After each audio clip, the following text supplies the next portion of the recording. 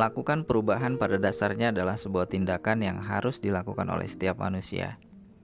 Sebab manusia memiliki akal dan pikiran untuk berbagi dan membantu orang lain. Proses perubahan tidak terlepas dari usaha untuk mencoba melakukan sesuatu yang baru dan lebih baik dari sebelumnya. Mencoba bukan berarti tanpa alasan, tapi jelas memiliki tujuan untuk lebih baik, lebih efektif, dan lebih efisien. Yang menarik dari perubahan adalah adanya proses pembelajaran. Pembelajaran yang memberikan tentang hal-hal baru, baik itu pengetahuan, keterampilan, dan wawasan, serta membentuk mental terampil untuk berkreasi. Pengetahuan dan keterampilan diperoleh dengan banyak cara. Di antaranya adalah dengan mengikuti pendidikan formal dan non-formal, atau dapat juga mengikuti seminar dan pelatihan. Dan yang terpenting adalah harus rajin membaca. Untuk meningkatkan kualitas pengetahuan dan keterampilan, harus mau berbagi ilmu kepada orang lain. Karena dengan demikian, akan membentuk seseorang memiliki kemampuan daya cipta dan inovasi. Sejarah membuktikan bahwa kemudahan, fasilitas, dan teknologi yang kita gunakan saat ini adalah hasil daya cipta dan inovasi penemu-penemu dunia sebelumnya.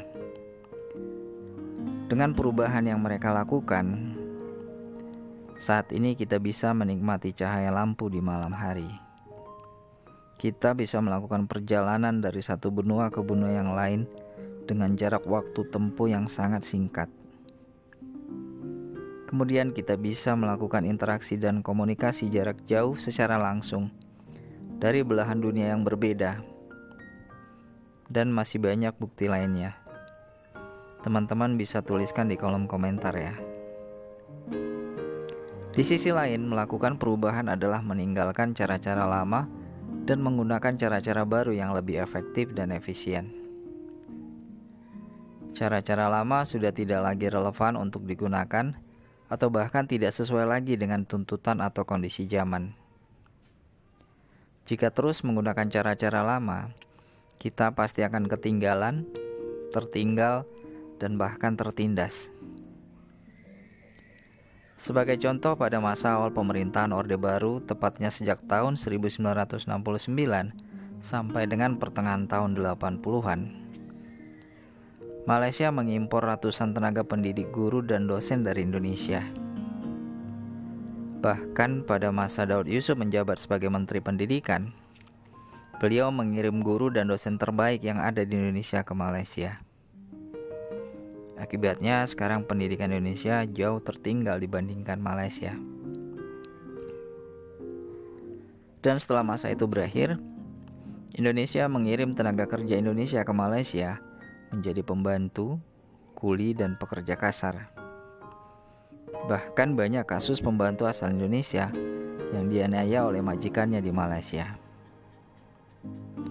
Dan ironisnya, banyak anak bangsa yang bangga kuliah di Malaysia saat ini.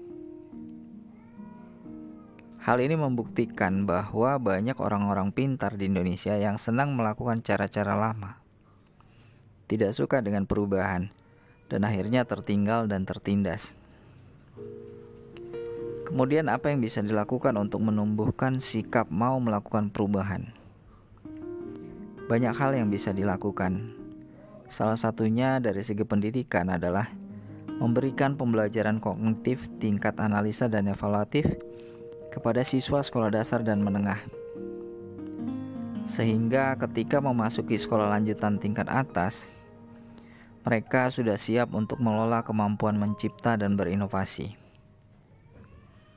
Sebab orang-orang yang memiliki daya cipta melahirkan pemikiran-pemikiran kritis, dan orang-orang yang memiliki pemikiran kritis akan selalu membawa perubahan yang lebih baik, unggul, dan berkualitas.